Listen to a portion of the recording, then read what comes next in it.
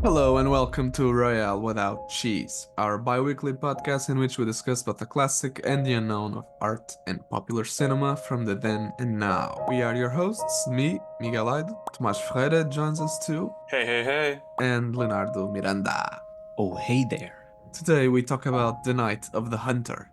But before any ados, don't forget to subscribe, leave a comment, or simply give us a like. The Night of the Hunter is a 1955 American film noir directed by Charles Laughton and starring Robert Mitchum, Shelley Winters, and Lillian Gish. Based on the 1953 novel of the same name, it tells the tale of a serial killer who, posing as a preacher, pursues two children in an attempt to get his hands on stolen cash hidden by their late father. The film's lyrical and expressionistic style, borrowing techniques from silent films, sets it apart from other Hollywood films of the time, influencing many directors to come, though it received many negative reviews upon its release for its audacity. Luckily, over the years, it became considered one of the greatest films ever made, with the Cahiers du Cinéma selecting The Night of the Hunter as the second best film of all time in 2008. It sure seems like a happily ever after ending to our fable. But hold your horses. Was RWC equally as enchanted with this dark 50s fairy tale? Friendos, would you please now, if you please, spew your thoughts now, please, my dear children.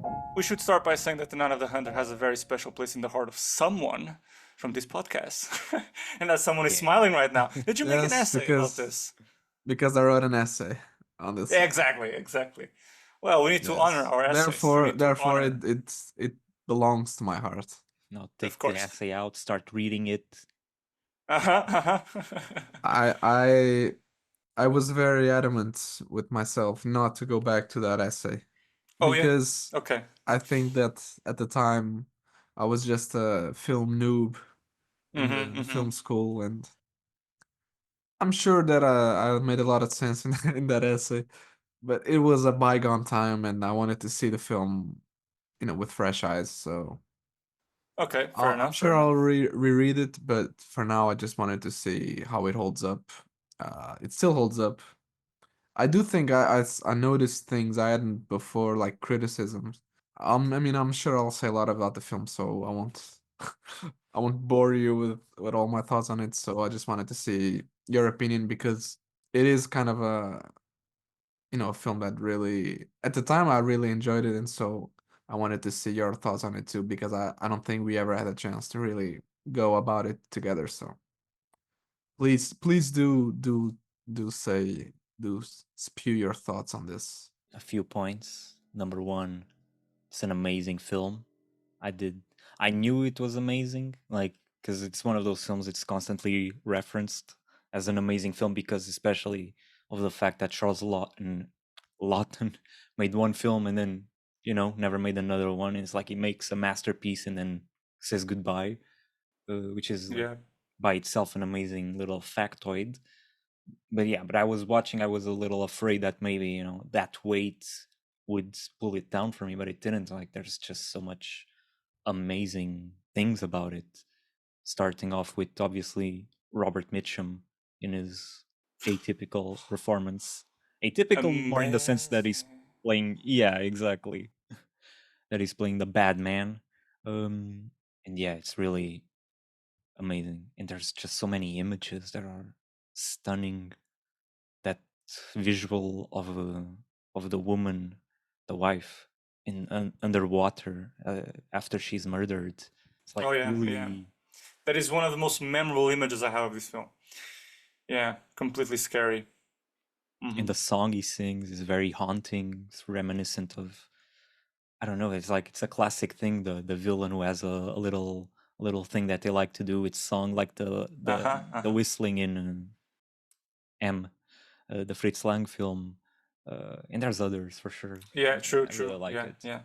Well, it's interesting because going back to this film, this was not my first watch. This was my second. In the first watch, I was really surprised because, it's really a case of I went to it in my first watch with expectations, which can be a devilish thing, I would say, as would say Robert Mitchum in this film, because I went into it thinking, oh, this is going to be like, a Zodiac kind of thing, like David Fincher. We're really going to go into the mind of this serial killer, and it's going to be analytical. It's going to be really deep, and then I was surprised because it was none of that. So, of course, it still addresses, the But why motives did you of think that? Brandy, Just out of I don't know. Again, you go into the film, you see the love and hate in his hands, and I was really something triggered in my mind. Oh, we're gonna get into his psyche and stuff.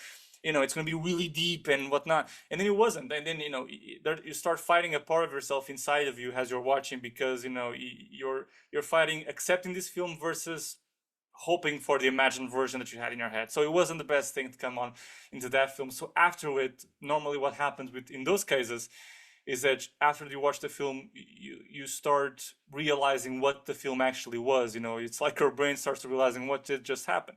And after that, I really was open to appreciate it, because in fact, the atmosphere he's capable of creating in this film is astounding. It really comes off that the premise this film is built upon this willingness to really explore what a fable is for children, because a fable is first and foremost this story that really takes an anthropological approach to animals, giving them human attributes to really be then an allegory of, or analogy of, human feeling and human experience. And that is very patent in the way that the animal world, nature, comes into play in this film, where you have frogs and the spider, the prey and the hunt, the prey and the hunter really being really mirrored in the human world with the animal kingdom, and you have very sort of nods to that when they go to the river and have that whole nature with his younger sister of the main protagonist, the boy. I don't remember his name. Is it Thomas or is it John? John, right? John and Pearl. John and Pearl, exactly. So the little kid, these two children we see kind of fleeing away from the hunter, who is Robert Mitchum, going after their stolen money from their father. It's really interesting when they get to the river and you see all that subconscious, or rather that consciousness of the film, where it comes from that world of fables and bedtime stories, being expressed visually through that animal kingdom. The frog, the spider, she sings about the baby flies with their fly father, and you see the spider web over them, the river. That's very interesting. And of course the most obvious analogy is with Robert Mitchum being the wolf in sheep's clothing. He's such a powerful character because he speaks to that really one of the most interesting things you can do for a narrative character, which is give him or her a contradiction, which is a defect with the quality. In this case, you have a preacher or a supposed preacher, and we don't know how he started with that persona. Is he really a preacher who then became psychotic, or is he a really deranged person who then adopted that persona? We don't know his background. I think which gives him all the more mystery to him, which is interesting. His background is never really clarified, and then he's this guy who you just know goes from town to town, place to place, hunting widows and their children. There's something really terrifying about that, and something that really connects back to Disney films. It's the motherless children or the fatherless children trying to make their way into the world, and it's a film that really magical realism. Yeah, in a way, exactly, because it really grounds you in a real adult world with real problems of just families in the Great Depression, very specifically trying to get on by, and then you have these deceiving adult figures coming into those worlds, really trying to make ends meet and being cruel and taking away that the little that there is of that stability. In this case, really conniving men who try to marry off, their mothers and take away their money. And it's really, you sometimes from that childish world that is all that enchantment, all that whimsicality that comes with the theatrical devices that you see from the river, and really the stage lighting, and also for the shadow play that you have that is really unrealistic, and the over the top performances that are part of that. Robert Mitchum is very actively making the role of the wolf, coming in onto the camera in a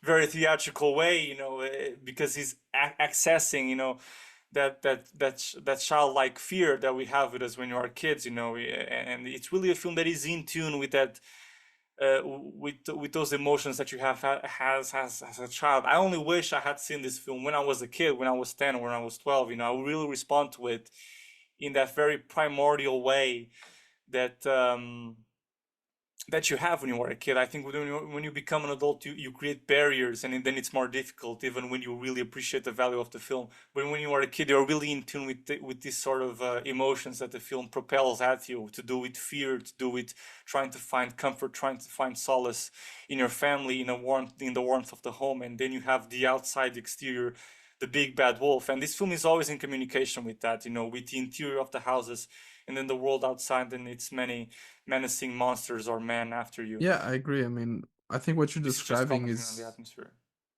yeah, well, I think what you're describing is exactly what I meant by magical realism because it's literally like picking up magic from a very sort of supposedly Grounded grounded reality. story. And I think that everything that it does in terms of it, the character, as you said, of how he portrays the character, and then these fable elements of the nature and the animals and the bad guy, which is like the wolf, everything points to this sort of forest story, kind of almost like a German fable, literally then inspired by German expressionistic films in the way that it's shot, as you said, with the black and white and shadows. So it all connects in this manner, which is I thought it was really interesting when I first watched it, and now rewatching it, I think it makes even more sense to connect all of these elements together. And yeah, so it's this awesome blend of magic and realism, of normal realism and fable and a tale of sorts that I really enjoyed. But I did want to talk about some things that I didn't enjoy so much, especially in the beginning, Okay. because I don't know if you guys thought this as well, but I thought that initially there were a couple of dialogues or lines of dialogue that were very kind of expository, very sort of this cliche way of presenting the situation, especially towards the beginning, I thought, because then afterwards it kind of went in this huge flow of just the story and the characters, which I completely delved into, and I didn't feel it anymore. But in the beginning, when we were kind of laying the ground for the different situations, how the guy goes to jail, how he kills these two robbers for the money, whatever. In the beginning, when we're setting up all of this, it feels a bit forced sometimes how situations are presented, how they are laid out in dialogue.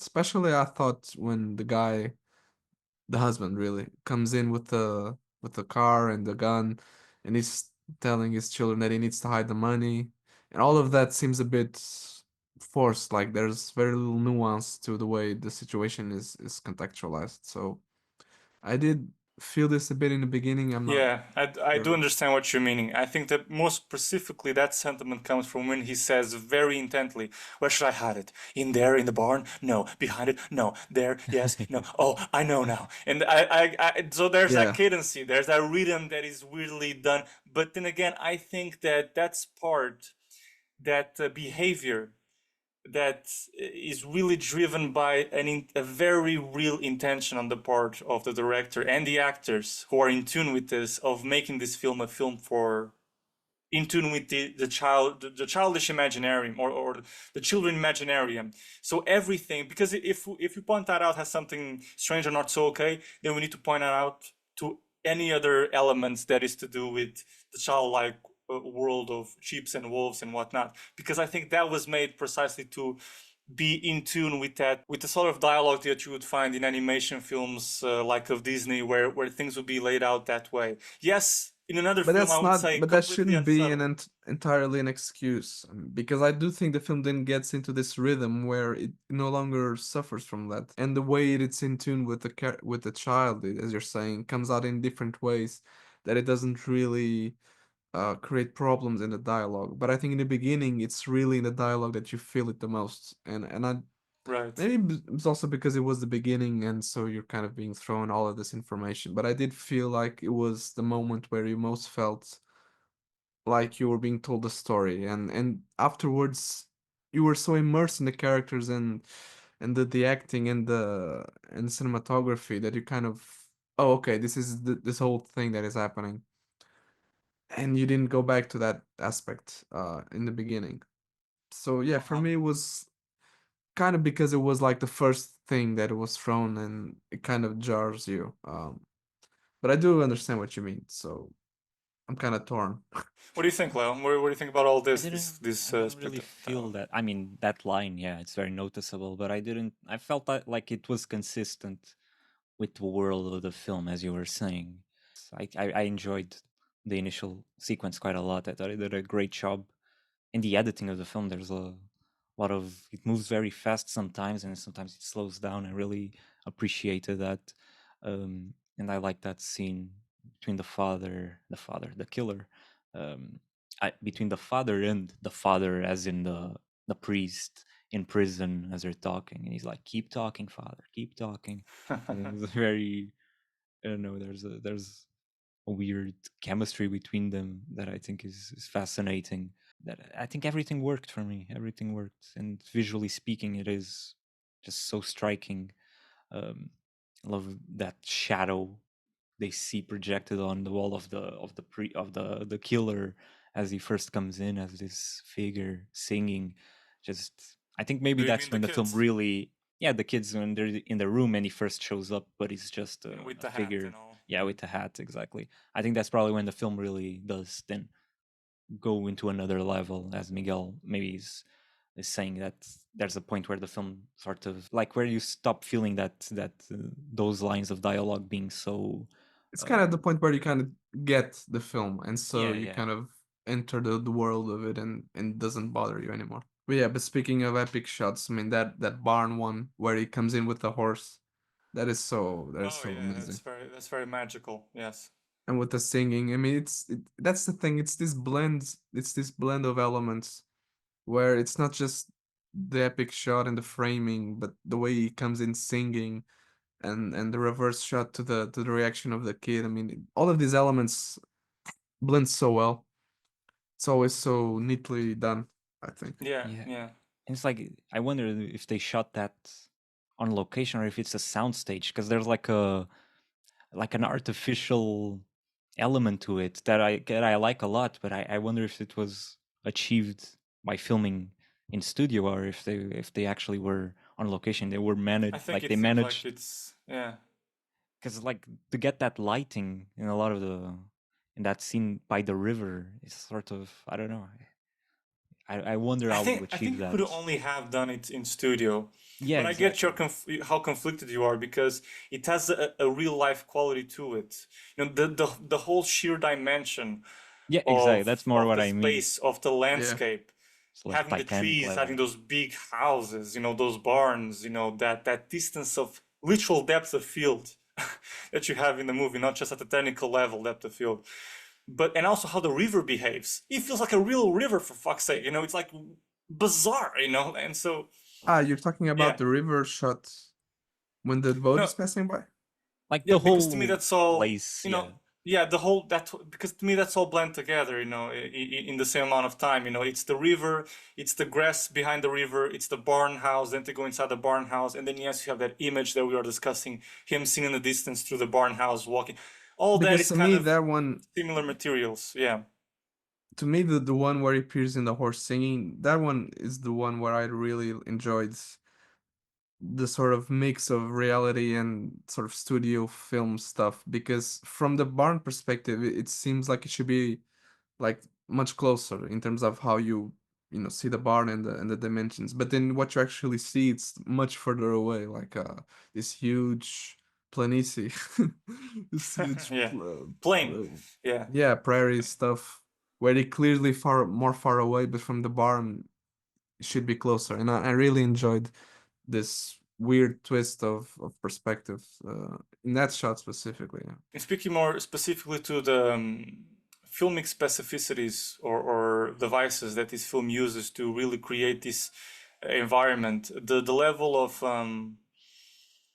artistry there is put into creating this quasi real world of fantasy, magical realism, in other words, is very interesting. Not only by the theatricality that is present in creating this staged scenery of nature, but also in how they in indoor sets, these interior decors, you have the houses feeling like doll houses, and Yeah. the play with light and shadow is very interesting. And there is an iconic shot in this film of the mother of these two little lambs in bed, completely bedridden, sickened by kind of this religion that he imprints on her, and also the fear that this man that she once knew a certain way, like a kind man, is actually not so kind. But she doesn't have any capacity of response now. She's so broken down as a person, so kind of falling into depression, that I just see her giving in to death and giving up on life, and she's there laying down, and his left hand of hate is just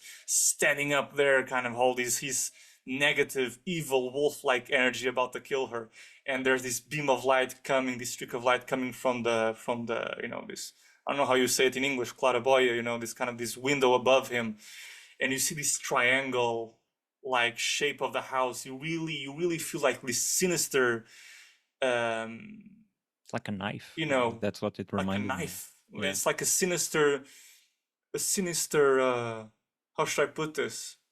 It is this triangular shape. It's like seeing this calling of evil from above down towards this cave. Triangle of the devil. Triangle of the devil. It's this cave thing. Shrouded in darkness, but in also light. It's very strange to look at. And there's this very interesting dialogue, like we were saying. It's a grounded film in actual aspects of life, but then with this shroud, this veil of magic from kids' stories. But what we have in regards to real life, it's the Great Depression, families struggling with finding food and shelter for their youngsters. A lot of children, that seems to be a motif. Fatherless and roaming the land, trying to find means to get on by. So you have all that in this backdrop of the Great Depression, and more specifically, in dire circumstances, poor people turn to things that give them some purpose, some hope, and that's how religious fanaticism comes in. And I really love how that comes with the figure of Robert Mitchum, who, by the way, we have already hinted at this, but he's a great performer. We all of here in the podcast love Robert Mitchum. He's amazing, and I think he really reveals another side of himself that in this film that is very interesting as an actor. Because we've seen Robert Mitchum the hero, we've probably seen Robert Mitchum the villain, but here we have another, an actor who really embraces his over-the-topness, because he's really aware of what the director is going for with his, villainous, greater-than-life, wolf-like thing, who does this contorts his face in different ways. There is really in tune with a child's fear. It's just I mean, his face amazing. when he's watching the film, when he's in the theater and then he gets arrested. Yeah, that's the way true. he just acts with his eyebrows and his eyes. It's just such a peculiar face. It's so character-like. It's very well done. It's really in tune with what he knows is going to scare children, but it comes from a real place of truth, as most actors would seek it out to do. Because serial killers, when they have an obsession of what's evil, of what's right and wrong, they focus on that, and it becomes their guiding light. So he has something with rotten women, prostitutes, women of evil, lustful women. That really guides his actions. When that mother of those two children, John and Pearl, comes to him wanting some comfort in a man, wanting some comfort in a married life again, and he doesn't give it to her. That's what he calls her. Look yourself in the mirror, you see a lustful woman. This is not why I come here. And it's like, it's awful. It's a really serious, not at all silly, so to speak, not at all childish. It's not within that world of the childlike world of right and wrong, fear and hope. It's a really adult world all of a sudden. And you really feel it. It comes from a place of truth, of what it is to be in a marriage with a new person, and that person does not giving you any sort of comfort and judging you, and you will feel real emotions there. It's not that you don't feel real emotions in other places, but for example, when I see John and Pearl down that river, it's another setting. We're watching a setting very much to do with the fable, with children's stories, and that other scene, that other moment between Robert Mitchum's character, Harry Powell, and their mother, it's a real adult moment. And it's very interesting. where he conjures there. And also then, the whole development of that mother character, how she goes from this innocent person to this person who is still innocent but very much consumed by the words and religious fanatism of Harry. You have that whole scene at the church. You cannot quite understand what the setting is, but you can imagine that it's some sort of tent, and you have these hellish torches flaming on, and you see the believers kind of enchanted by him, and he goes on in that kind of lullaby way, yay, yay, Lord, he's hearing you, woman, and she's just saying the words that he wants her to say. And when you see in other scenes her contacting with other people in the village, she's using words that we've already seen Robert Mitchum use, like, it's between it's what betwixt me and the Lord. Yeah, It's so you see her mind being consumed by that verbiage, and it's very interesting to see those acting choices throughout the film, and that woman really changing, and her changing, her evolving from just an innocent mother, clean, just trying to figure out how to take care of those two children, to someone who has become in a way selfish, but selfish from a pure place, selfish in the sense that she's also a person fighting for her own desires, her own individualism, and when that man comes in her life, she wants some kind of comfort, love, connection, right? It's the same thing that happens to Ruby. Oh, Ruby went to seek out love in the wrong places. That's what happens to that woman at that point. And those are very adult, surprising feelings. Then again, Ruby, that's another thing, very to do with the adult world. By God, this is a very, childish, I don't mean childish in a pejorative way whenever I use this term for this movie, but it's in the sense it's in tune with the childish imaginarium, right? So that's one thing. But then you have these very adult scenes who are just surprising how they balance this out. Ruby, at one point, in the middle of this market square, she sees the neon sign, restaurant, drugstore, the bar, the very adult world of desire, drinking, meeting out, the possibility of boyfriends, and you have those two guys who are very actively speaking about sex, in the movie that I just moments ago said it was for children. So it's very interesting how those little pieces of dialogue very directly talk about lustfulness and sex, and how there is that awakening when you pass on from being a child to being a teenager. I think the film also assesses that. And yeah, I don't know if you were kind of attentive to those moments, but that was something that I thought was really just enriched it in terms of its layers, with the many parts of the human experience, from children to adult life, let's say. I mean, I did think about that aspect you said about the poverty and the fact that this is the Great Depression, because it kind of links to the mother character, and also in connection with how she evolved. Because in the beginning, she truly is kind of this poor, perhaps naive character. I'm not sure what the adjective, the best one is, but she's a character that the husband wouldn't trust with the money, and it's interesting to see that the father would give the secret to the child, not to the mother. And that's interesting to think, because perhaps he wouldn't trust her with the money in terms of completely sort of spending it or whatever. That this feeling of the fact that this is a Great Depression and poverty, and the desperation that people were experiencing for having things would be perhaps so overwhelming that you wouldn't trust your loved one with such an amount of money, that you had to trust a child, because they would be kind of pure and more loyal, and in that sense would keep the money, not spend it. So it's really interesting to see. Again, I'm not sure it's naivety or innocence or whatever it is, or just the fact that this is a terrible time in terms of poverty, but these feelings kind of infuse the mother character, not feelings, whatever, and I think that that's very interesting that they would make this decision then narratively to not, to not give the money to the mother. So yeah, I think there's a connection there, but Yeah. I mean, the film deals with like figures of authority in relation to children consistently. So it's like the serial killer, he comes in as this savior. Supposedly, he's like a preacher. He's going to bring religion. He's going to be the new father.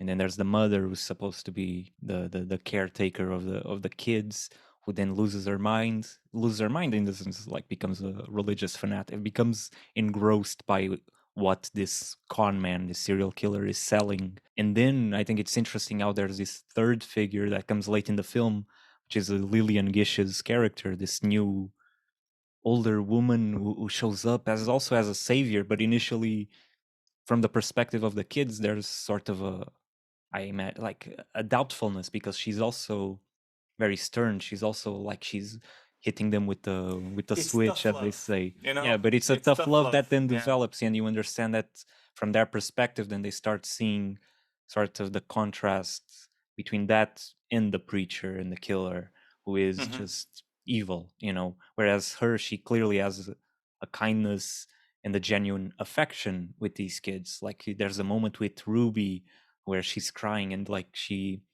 pulls into the woman. It's a very beautiful moment. It's very underplayed. It's not super over the top, but it's like genuine emotion, especially because there's a rejection or there's a the kids are rejected genuine emotions by the preacher most of the time. Like when he's Exactly. talking to them, like it takes 1 minute to immediately start insulting the kids and calling the little girl like what does he call a wretch. It's like Yeah, Yeah, rich. disgusting, Yeah. disgusting wretch or you, whatever. yeah, Jesus exactly. Christ. It's like he seems so calm, but At that moment, immediately, yeah, I mean, it was so harsh that at that moment I was like, dear God. I mean, I wonder how they very violent. directed this. Did they directed this? I seriously thought, how did they direct? Did they direct this with the little girl in the room, or because I mean, by God, she's like a 5-year-old girl. Was she in the room acting with Okay, but I think Mitch? she knows Uh, that she's in a You know, it's film. You know. no, yeah. no, yeah, of course, but it's tough. I You mean, know, but sometimes there's one you scene do. where These are she had to be technicalities that there. you discuss when being with kids. I had to discuss these things with people when directing my shorts. You know, they're frequently involved kids. You know, is she in the room? Is she not in the room? How will we do this? You know, can you know? In the beginning of making my short about abuse for a long time, she didn't know it was about a shelter. Because I didn't tell her. Oh, it's monsters and everything. Ah, And then the father said, you know, it's really okay that you tell her that it is a shelter. Oh, thank God, because the dialogue was becoming really difficult for the longest time. You know, but it's important because you want to protect them, which is fair, and you don't know how much they know, so you underestimate them. But in fact, it's not you underestimating them. Sometimes it's just you being overprotective because you do want to talk to them. You do want to give them the confidence because they're kids. They do understand that life is difficult, can be riddled with fear and confusion. So they can access it if you explain it well enough. And actually, in this my particular case, the father knew about shelters. I think, the very father had gone to school to talk about shelter life or abuse, and she was present. So she was aware of that kind of stuff. And the moment she knew it made things so much easier because before I was saying, "Oh, you are in a house, you know, it's monsters, you know, etc." I had to substitute my whole, you know, the grounded aspects of life with the imaginarium. So it wasn't a magical realism; it was just a magical part of my movie, talking to her. But yeah, it's interesting how directors can. It's a very interesting question how a director tackles, you know, working with young children and addressing these harder methods, you know, and is she in the room? Is she not in the room? Yeah. There's a TV show like by Nathan Fielder, which is The Rehearsal, and it's like the final episode is like heartbreaking because he's dealing with a kid, and like the rehearsal is insane. Like essentially, it's I'd have to explain, but the what's going on in that final episode, more or less, is that he's having a pretend family, which is part of a show within a show, let's say, in sort of a blend of reality and fiction. And there's this kid who doesn't have a father, so he's like, and he's Nathan Fielder is playing his father in fiction, right? And as the film is developing, the narrative, it's a very strange show, but the kid becomes genuinely like attached to Nathan as like Nathan as if he's his father in real life when they're just playing a character, and the kid has developed a genuine effective relationship with this guy who's an actor who's playing his Uh-huh. father. And I think the what that show does is like explain very well why kids sort of need to be protected in the context of fiction, because sometimes it's very hard for them to tell, you know, things apart, reality from fiction, because they're playing a character, but the emotions are real or are they not real? Because I mean, actors, when they play a character, like they're pulling the emotion from a real place, even if it's not something they've directly felt. And so when you put that onto a child, it can be, you know, can create some complicated ramifications. So yeah, I thought that was in that show, it is very funny, but it's also kind Yeah, of it's sad. true. I know it as well. Yeah. And beyond that, just the fact that children are very susceptible, so they I mean, even if just talking about a normal household environment, they often mistake things that are being said and take things so seriously, or exaggerate, intentions. So it's very easy for a child to, to cry over something that wasn't meant to be serious. So I imagine Robert Mitchum was probably a nice person about it, and he was cute. Yeah, I hope so. Yeah. Well, I know it.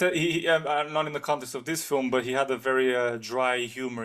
Jim Jarmusch was one of the last people, if not the last, to work with him on a film. I don't know which one, but he said he had a very dry humor. Like when people crossed him on set and said, "Oh, how are you, Mr. Mitchum?" Bad, and then the other person would say, "How are you, Mr. Mitchum?" Worse. So he would just, very dry humor, no patience. And for example, there's also another anecdote of Jim Jarmusch wanting to change bits of his dialogue, which Mitchum's assistant would say, "Do not do that with him. Like he doesn't like his dialogue to be changed." And he went to his trailer, knock, knock, knock. Mr. Mitchum, I have this just a little thing to change about the dialogue. Don't mind. But just before he says even that, Mitchum says, "You want to change my dialogue, right? Okay, no can do, bye." That was just it. So, but yeah, on the whole, he said he was a very dry humor, but a very kind human being, he said.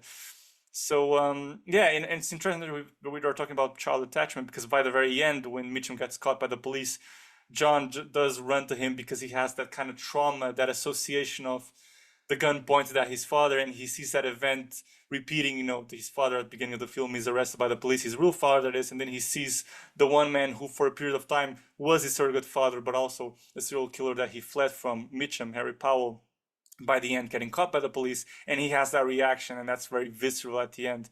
And I really felt for him by that moment. I was like, oh God, Jesus, he's reliving everything again. I do No. get logically the reaction, but I don't think it's entirely well warranted.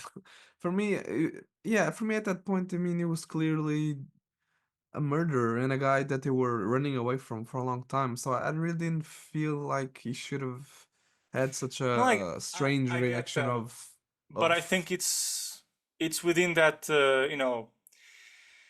it's a child. It's not within logic. It's trauma.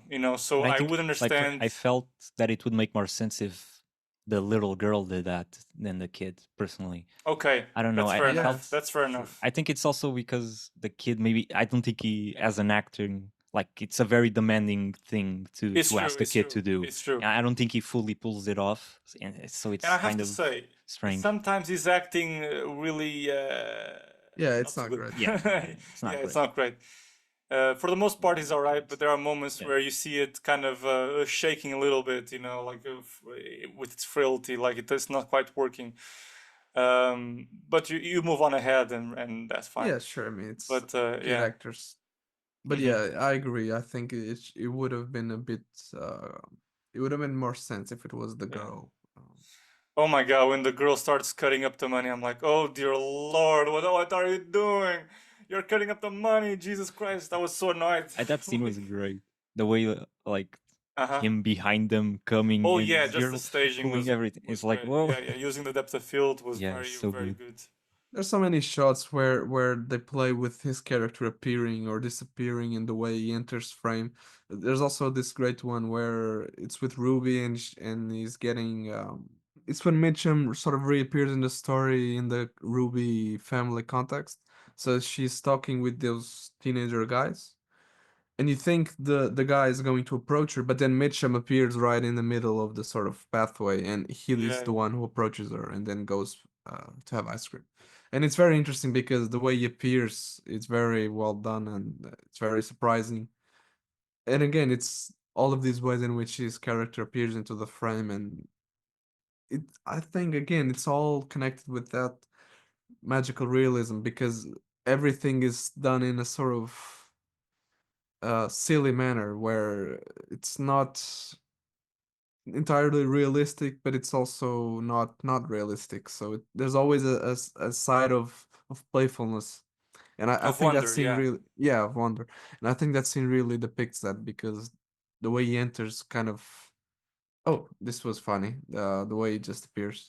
Yeah, yeah, And yeah. you feel that with a lot of the ways in which he appears and disappears from scenes. They do a great job of framing him as like at the monster figure of the Yeah, horror film in many different ways, like very creative. As it's shot sort of lateral, where they're going up the stairs of the barn, and the way he moves, like with his hands out, it's like he Yeah, almost it's looks like true. Nosferatu. It's like, oh. yeah. It's incredibly fake. It's incredibly not realistic, but it's very in tune with what a child mind would see as the monster. So that's very interesting. And the way he reacts when the shell falls on him. They make this sort of trap for him to then flee. He just looks back at him with the face of a hurt child, like like he's about to burst in tears. But then it's rage, and it's very interesting. Again, in But tune with it's that such a very perfect yeah. balance. It's never Yes, too yes. much, never too little. It's amazing. Yeah, yeah, yeah, yeah, yeah. I think he should have won all the prizes for Yeah, yeah, it's this true. I performance. agree, I agree. And talking more about him, it's very interesting that they find these two patterns of behavior that stick throughout the film that really define him as a character in those contradictions of being a figure of virtue, but also of sin, evil and good, monster and angel. Which is, the love and hate tattooed on his hands. The very idea of tattoos is a very adult thing, and then when you have love and hate, it's really a very um, important device to make him have sort of a key of connection with the normal world of little villages and small towns, people who are religious, so that he can easily connect to their hearts and sympathy by saying, did you hear the story about the left hand, of hate and the right hand of love of God, the right hand of God, and starts saying that thing. And there's this elaborate real life story that he illustrates with his both hands as if they are Muppets. Or actually puppets, not Muppets, puppets, Muppets. Kermit the Frog! And he uses that to really explain this little conflict in a small way, and it just really easily, you see the turn on people's faces, how they sympathize with him, when they have, of course, at disposition to really religion and Christianity, which the whole of the Western world is, and Yeah, specifically America. it speaks to that aspect you were saying of psychopaths being very charismatic. So that's also a very realistic aspect As of them. well, as well. And then you have the other side of him, which you've brought up in the beginning, which is him singing the leading thing, which is, to me, it's much like a wolf howling. To me, he's the wolf from the Three Little Pigs, howling outside the house, is trying to bring the house down, and that image of him outside the house, we return to that This would have been great for my oftentimes. essay, man. Yeah, I have exactly. none of this. None of it. But yeah, it's very interesting how he's the mise en scène really puts him outside the house near to that lamp, which is a little flame, and the house, the image of the house is reinvented with fog outside and then not fog outside. He is and then how he interacts with the house itself, going beneath the house. This is when it's the house of Lillian Gish, or just standing by the fence. It's a very scary image, or his shadow being projected onto the inside of the house. Yeah, and then of course you have the song itself. You really find out that the song is something taken from scripture, perhaps, and probably sung in church, and Lillian Gish knows about it, and she sings a slightly different version of the song, which is not just is leaning on Jesus. So his version of the song is a corrupted one, just with leaning cut up, the setting cut up in half. It really seems that it's more um, selfish in a way. It's his own interpretation. It's just leaning on what, like it's already lost its original meaning, which is to lean on good, lean on Jesus, which I found interesting. And the whole idea of putting Lillian Gish, who only died at 99 years old. It was in 1993 that she died. She was born in 1893, and she is, of course, one of the first stars of cinema, the most recognized for her D.W. Griffith movies, with like films like Intolerance and such. Her image with a shotgun is like this princess of motion pictures ready to fight back, against, one of the Can big imagine stars at the of, time. the 50s. Yeah, it's pretty cool. I mean, she had a very very long career. She saw it all, and I think it was perfect casting her. And yeah, she's very rigid, but has a soft spot for these kids. Gives them But purpose, again, gives them it's the meaning. sort of love that would have been needed at this time of American history. Tough love, it's what probably would have been the one sort of love that would have kept kids going and people going because you needed strengthens some character, and I think it kind of mimics, or better yet, it kind of is a good juxtaposition for the sort of love that their mother was doing, which was kind of not perfect, and so Yeah, permissive. yeah, perhaps too lenient and just not adequate for the times that they were living. So Yeah, and it's very interesting how the whole presentation of the character Lillian Gish happens. You know, she first finds them alone, sleeping on the boat. She wakes them up very, very roughly. You know, no time to waste. Go back to, come along with me, children. And what we first see of her house is her garden, a garden that is rich in all kinds of, just what we would imagine, vegetables and such, and you have three adult children already working there. So you see there's a real life to that place, to that home, and that everyone has a function. You know, they do cooking together, Christmas together. Everybody gives a present to each other. They go together to the market, and yeah, you really see a real cross difference between what was her life with her previous mother, the real mother, and Robert Mitchum himself. That is very interesting.